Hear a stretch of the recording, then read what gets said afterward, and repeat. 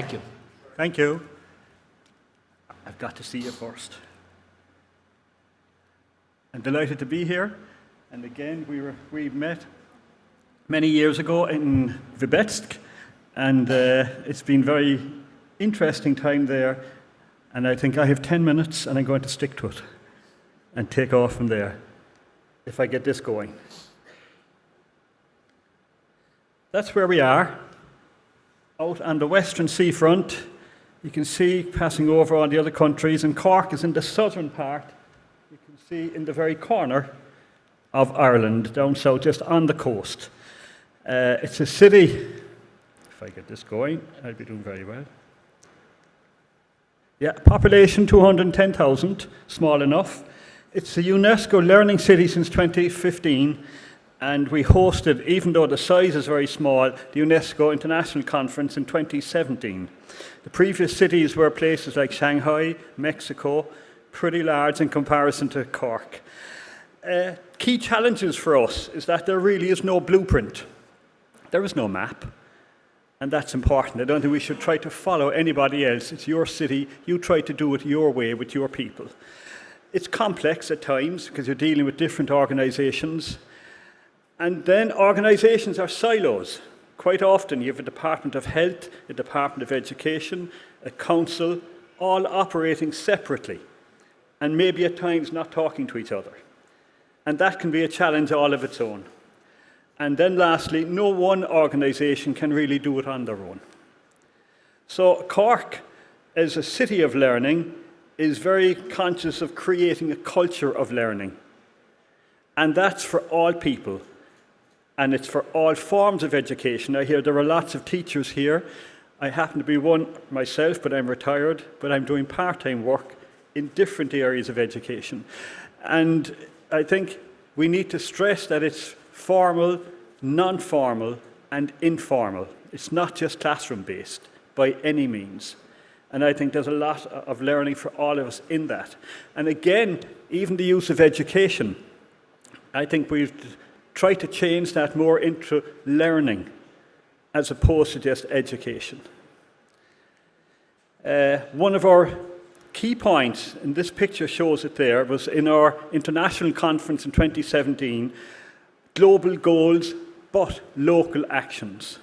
And that's where the action really is. And the four people together, with their arms up in the air, is a symbolic shot at that conference of key leaders in Cork collaborating and working with each other. And that breaks down a lot of the silos. Now, through policies, and I'll get to that in a moment, the lifelong learning partnership projects. I think a learning city is what a learning city does. And we can talk all day, but unless you can see and live a learning city, it doesn't make much sense. One of our key aspects of a learning city is a lifelong learning festival. And going back to 2002, this is where the whole thing started, from a simple idea in a council policy where a suggestion was to start a learning festival. And this was a very simple idea where the motto was to celebrate learning, participate in learning, and investigate learning. And I think a key word for us was to celebrate learning, because it's not a word we often associate with learning. So, again, all the events are free for this festival, and we have around 10,000 engaging 15,000 citizens throughout a week of free activities. If I could give you a short clip of what the festival entails and what it looks like in reality. Could we show the video?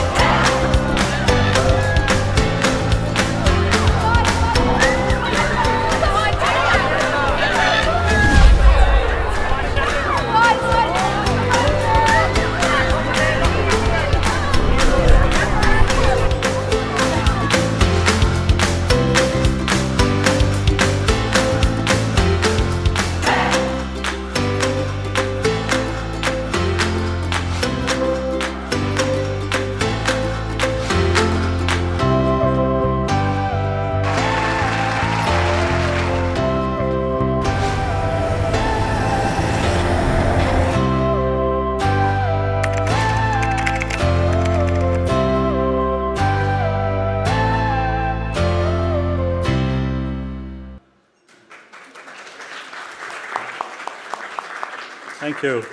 I think these are all clips taken from a week of the festival. And it just gives you the variety of things that happen over that time. But also, all these events are from organisations and community groups and people who are working in the city anyway. All these events are going on week after week. We mightn't just hear about them. And the festival is an opportunity to bring them together, to showcase their work to other groups in the city and share what they're actually doing. That's just more clips of it there. One of the key points behind all of this is that the 4 lead partners, as I suggested already, and they have signed a memorandum of understanding which focuses on learning for all, promoting inclusion, prosperity and sustainability. And it's also built on the Cork City Declaration adopted by the Beijing Declaration in 2014. It ties us in with the international policies and practices.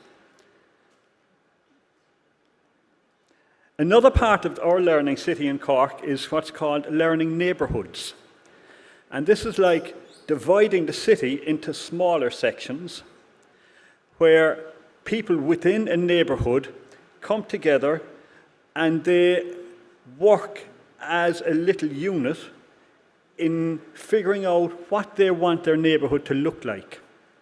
It means they can collaborate with each other. Quite often in communities and in neighbourhoods, again, they can work in silos. In small areas of the city, people don't know what's happening right next door. And this learning neighbourhood idea helps to facilitate bringing people together to be able to work more closely with each other. And the key points of it are, it's community-led, it's public engagement, it's local people doing it for themselves. I'd also like to stress, a lot of these things don't cost anything. They're already happening. But it's the coordination of them within a city and within a neighbourhood. And it's facilitating what's already happening. An event that we discovered during the COVID, when we couldn't have a festival, was that we decided we'd celebrate lifelong learning in the city by having an award ceremony.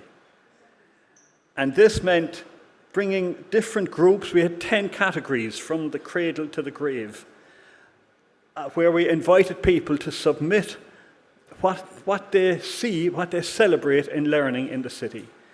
And we had quite a lot of applicants, and we've had 3 successful years of running Learning City Awards. This is a complicated slide, really. I won't concentrate on it. It just gives you an idea from the centre of a learning city what has evolved over the last 18, 19 years. There's the learning workplace, the learning neighbourhoods, the learning festival. There's lots of little things have spawned off from the idea of a festival going back 18, 19 years ago. We're very conscious of the Sustainable Development Goals, but we're also conscious, as it says here, that new thinking is required at this stage. And citizens must be empowered to anticipate and tackle constantly changing social, environmental and economic challenges. And we've had a lot of those over the years, and they continue to happen. So we can't afford to go stale and just continue doing things as we always done them. A call to action with our UNESCO conference was focusing on green and healthy learning cities as well as inclusive learning cities. And then the policy documents are really important because they're always in the background. They can finance things, they can be the driving force, but the real work happens with the people in the city itself when they participate. We've also developed a leadership series on the development goals, bringing together leaders from cross-sectoral partners to explore and apply each of the learning goals. And that has proved to be quite important because the Learning City is the only area that is managing to bring different groups together in the city. While they all work independently, the Learning City is a broad concept, and so many groups buy into that, and it has facilitated a lot of further growth. Again, we've had a Learning for Wellbeing seminar in 2020, And this comes back to the whole idea of partnership. Since Cork developed its learning city in the last number of years, we've also established some learning cities in other places in Ireland, in Dublin, in Limerick, and in the north of Ireland, Belfast and Derry. So this partnership has brought strength and unity together for the Irish network of learning cities. And then most recently, we've had a forum with the OECD last year, where we had a large attendance of high-powered people from across Europe looking at economic development. So again, the Learning City can act as that facilitator in your own city of making things happen and creating a better culture of learning for all. Thank you.